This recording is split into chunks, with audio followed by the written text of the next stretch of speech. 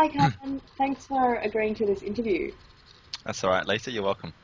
So I thought to get started, could you just introduce yourself and your current job at the moment? Okay. So my name is Khan, and I'm currently a legal officer at the Australian Law Reform Commission.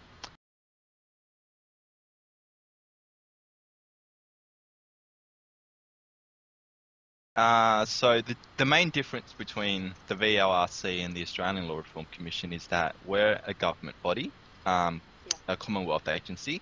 So we're actually charged with looking at Commonwealth pieces of legislation and looking at reforming those pieces of legislation, whereas the Victorian Law Reform Commission will look at state legislation. So it will look specifically at legislation only in Victoria. Yes. And there are equivalent law reform bodies in state and territories around Australia. So New South Wales have a law reform commission. Yeah. The ACT have one as well, though it's pretty small. The Northern Territory has one as well. WA has one as well. I don't think South Australia or Tasmania does, but those big states have some kind of law reform commission bodies. Yeah.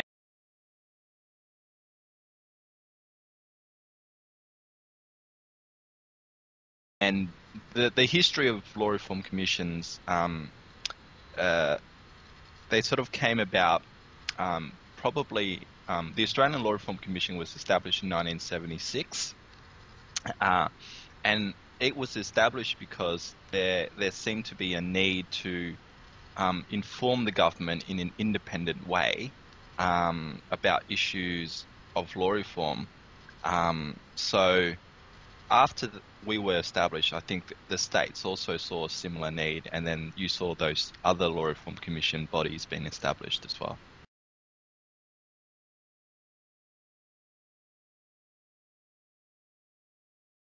So we received terms of reference from the Attorney General, and I'm pretty sure it's the same thing with the Victorian Law Reform Commission, that we're actually under the Attorney General's portfolio. So we're actually part of the government, but we're also independent in the sense that once we are given our terms of reference, then we're totally independent from government. So we can then go and make any kind of recommendations we want within the terms of reference.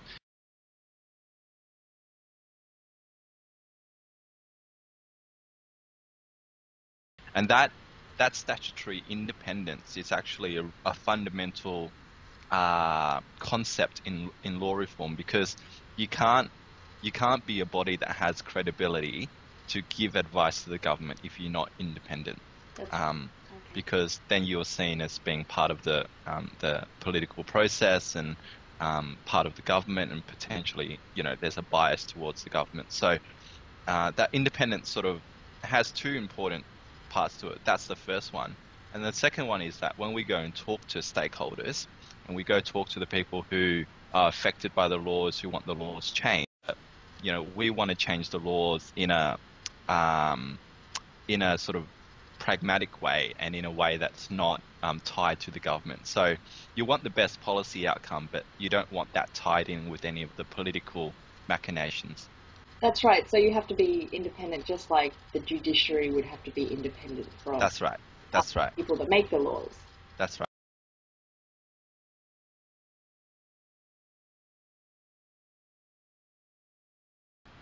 Okay, so we've just finished one on looking at the classification system in Australia.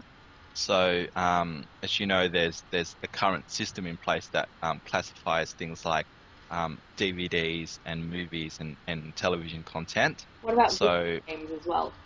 and video games as well. Yeah. Yes. And so we've been doing a review for about a year now, looking at whether or not that current classification system is adequate, and whether it needs reform, in light of the fact that content now is not just delivered through mediums like DVD and like TV, but you've got so much content that's on the internet now. Yeah. Can we classify those kinds of content?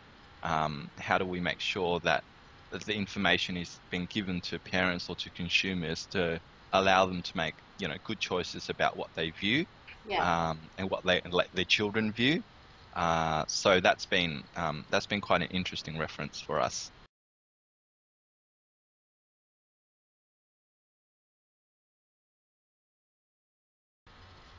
And you say it's been going on for a year now. What Yep. has been involved in you investigating that after you received the terms of reference? We have quite a structured process as to how we go about doing a reference. So usually what will happen is we'll get the terms of reference. We'll sit down and we'll try and scope that terms of reference, as in what do these terms of reference actually want us to do, and what do we have to go look at, and what are the things that we don't need to look at. It's And like that's an where exam question, right? it's like an exam question. That's right. So the question says you need to do X, Y, and Z. So what we try and do is try and work out what the big issues are, and then because they're the areas where fundamental reforms may be needed. And there may be other areas where reforms are needed, but they're not so important. Yeah. So you probably want to sort of just leave those alone and then tackle the big ones. Yeah. So after we scope it, then we go away and we do preliminary research, and we contact experts in the field and get their views about what the issues are. So And then for your classification research, what kind of experts did you? so we brought in people from the media industry. So we talked to some pretty big stakeholders in this one. We talked to YouTube, Google. Wow. We went to industry bodies. So we bring in experts and we ask them, well, what are the issues? And they tell us. And then we put out an issues paper. Yeah. So it's just a paper saying, this is what we think the issues are. Does anyone else have any views on what the issues are? Are these the right issues, or are there things we're missing? Yeah. So then we invite submissions from the public and interested parties. They put in submissions, and then we take all those on board, and then we produce a sort of bigger discussion paper. And what that does is it outlines where we think the proposals for change should go. So we outline a number of proposals for changes in the law, and we often make quite radical proposals for change, and that gets people. By radical, can you just... By radical, I mean they can actually be quite significant changes that would affect the interested parties. So that gets them really worked up, because sometimes it means that their interests might be strengthened, or might be sort of it might be against their sort of commercial interests to those proposals. And then we take that on board, and then we make a final report that has recommendations for changes in the law. So there's a 3-stage process that we go through, and in between each stage of that, we go out and we consult with interested parties and stakeholders.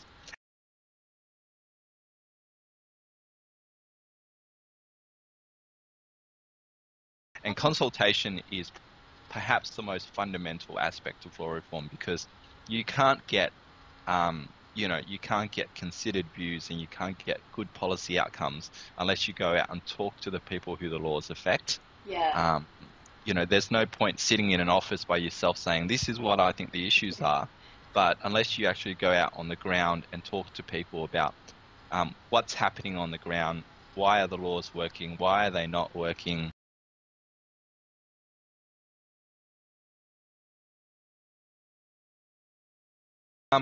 there were a lot of issues with classification. One of the bigger issues for us was this concept called platform neutrality. So the idea is that you don't classify things differently depending on what kind of platform the content is being delivered on. So if you have something, for example, and you might know that there was a big issue about the fact that there was no R18 classification for computer games. Yeah, so that means that they had to delete all of the... Yeah, or that meant that gamers had to buy stuff from overseas. Yeah. They couldn't buy it in Australia. So the law basically says you can't actually sell anything in Australia unless it's been classified. Now, one of the issues was, well, why is it that we have violence that can be R18 rated in a movie, but that same level of violence, when it gets to a computer game, we say you can't have an R18 classification? Mm-hmm. It doesn't make any sense. No. So, well, what we recommended was, well, you should actually classify content rather than depending on what medium it's on. So the same sort of violence if it occurs in a movie or film or on television or in a computer game, should be given the same level of classification That makes sense. rather than having disjointed, classifications across different platforms, because A, that makes it confusing for people, and B, it just doesn't make any sense to refuse one thing yet allow it, in another. So you said one of your recommendations was that you want Parliament to change the law so they're classifying the content rather than the platform. Was that published in the final report? Yes. So there's the final report's available on our website. There's a summary of it, which is about 40 pages. Yeah. So that will condense it down for people, because the actual final report was about 400 pages. Wow.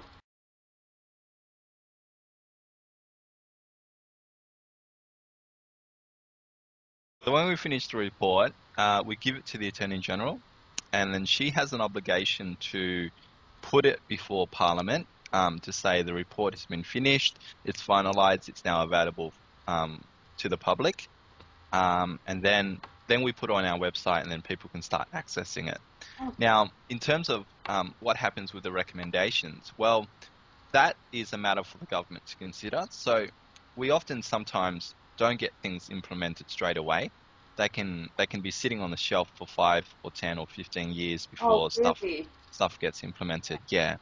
So a good example of that is we made a whole bunch of recommendations in the area of privacy about 10 years ago, and those recommendations only got implemented about a year and a half ago. Right.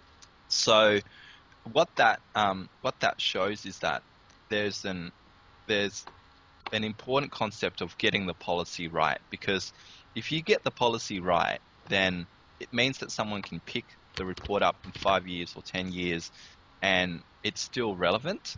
Whereas if you try and make a recommendation that the government of the day might like and is more likely to pass, then it can outdate itself essentially if the government views on that issue change. So again, that goes back to what I said before about independence, and we try and make recommendations that are the best policy recommendations. Whether or not the government likes them or not is not really an issue for us. So we propose the best policy outcome there is, and then if the government chooses to implement that, well, then they can. So you talk about how policy can be different from law. So by public policy, would I be right in saying it's like a principle or a guideline for what the government will do? Yes. If you think about what legislation really is, it's really a tool in which you communicate what the government thinks the policy should be. Right. So if you take just take an example off the top of my head, something like anti-smoking legislation. We have a bunch of those around Australia now which say you can't smoke in certain places. Yeah. So the policy behind that is, well, we want to stop people from smoking in places where there's a lot of other people in the public who might be exposed to passive smoking, and so on and so on and so on. And then the law really is the way for the Parliament to communicate that policy by saying, well, we're going to put in laws that say if you're in a public place, you can't smoke, within X meters of, a public place or something like that. Right. So it's I view the law as really a communication tool between the Parliament and the people. Okay, that kind of makes sense. It's like if you're at school and the school has an idea that all the students should look nice and be neat and tidy. So the rule or the law that is for the school would be that they need to be in uniform. That's right. Yep. Cool.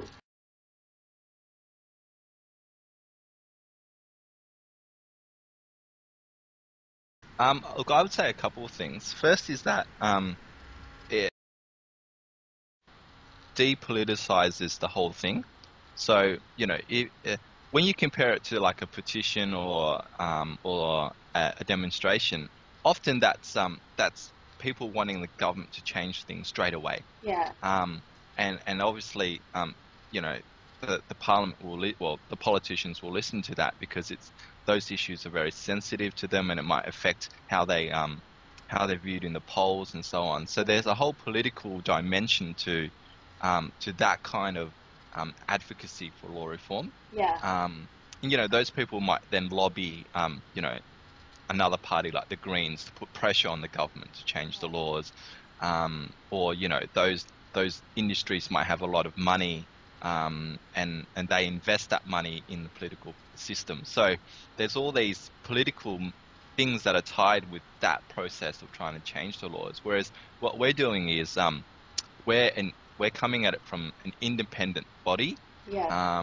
We're making changes that aren't necessarily tied in with the political process. We're just making recommendations which are based on policy and based on evidence and based on where the policy needs to go. So I'd say that's the first thing.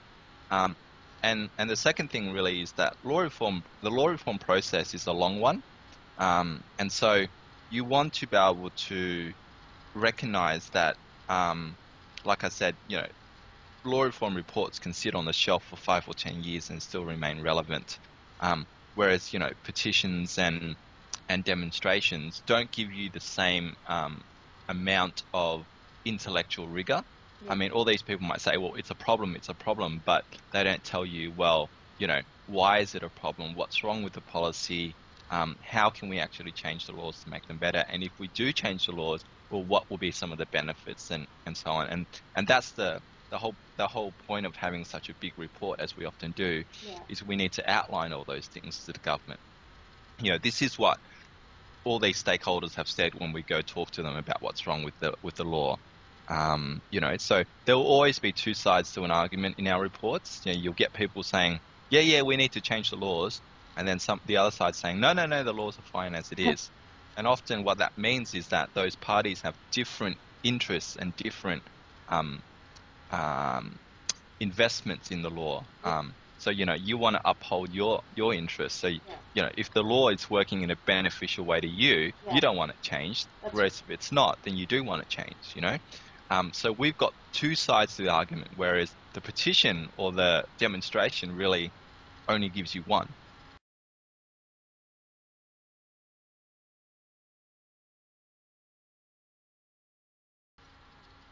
Would you say, though, one of the weaknesses of law reform would be that even though you could write this amazing report that's 400 pages, it could sit there for 15 years and nothing would get done? Yes. I mean, one of the things is it could sit there and it could never be implemented.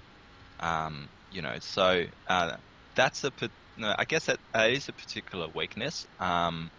And also, I mean, guess the other weakness is that we get given terms of reference from the Attorney General. So if we get given a reference on a topic that is not important, something little or random or isn't really on the political radar, then it doesn't have the same force as if we were given something that's really topical. So, for instance, this year we've been given two inquiries.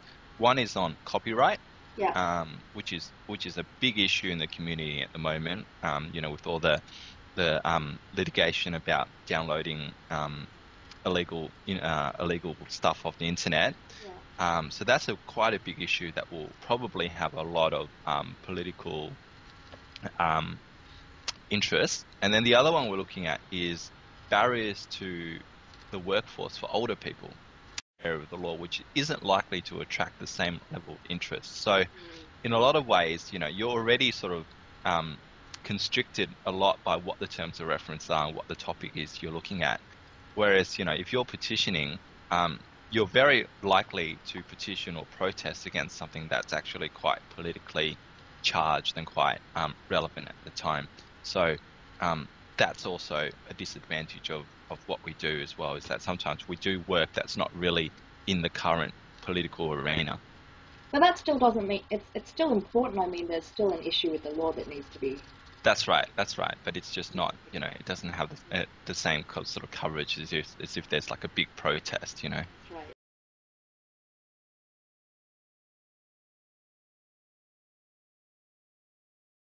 right. I think those sort of organisations and tools are a really good way for the government to gauge whether or not they're connecting with people on the right issues. So, you know, there could be a sense that those two sort of things can work together. So you might have Get Up saying, look, there's a big issue that you guys are ignoring. If they get enough groundswell for political support, then, that's something that could be, for example, then referred to us as a reference to look into. So I don't necessarily see it as those two things are mutually exclusive, or that they can't work side by side. Again, so much of it comes down to what the government response is to those tools or mediums. But I definitely think, moving forward, there is a role for organisations like Get Up to actually make an impact on law reform.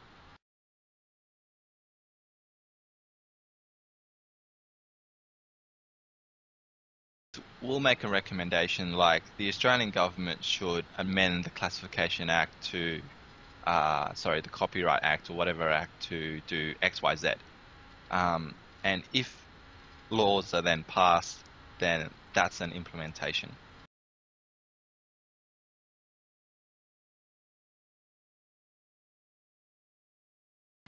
The thing I like most is going out and talking to people, and talking and seeing, like I said, those two different sides to the issue and the argument, and what you often see is there's quite a big disconnect between what the policy is, the policy that the law was intended to address, and what's actually really happening on the ground.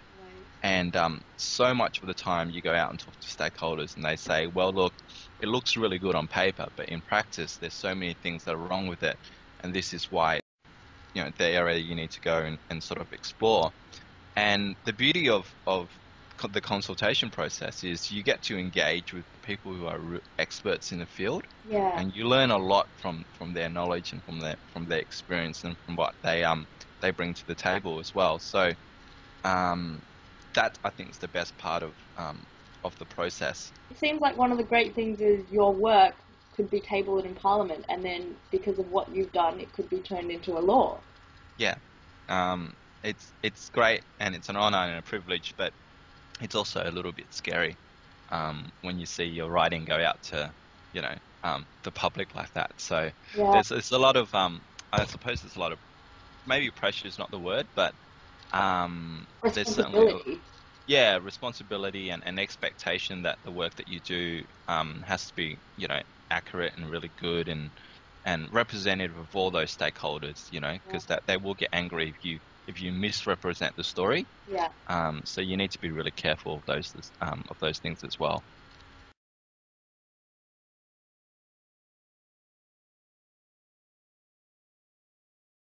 I guess one of the things I would say is, if you are interested in pursuing a law degree or a legal career, you should be aware that your choices aren't necessarily restricted or limited to working in a law firm.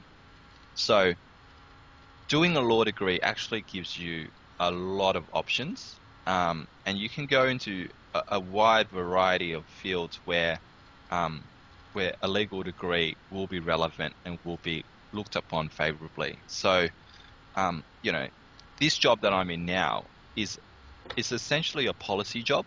It's really about policy rather than law itself, although you need to have knowledge of the law to do it. But, in so many other areas, because the law is so relevant to everything we do in our lives every day, you can take a law degree and you can go in any number of directions with it, So don't think that by doing a law degree, you're going to will actually open quite a lot of doors for you. Great. Thank you so much, Khanh, for your time, and I hope, I know that it's going to be helpful for the students. That's right. Thank you. Great. Thanks.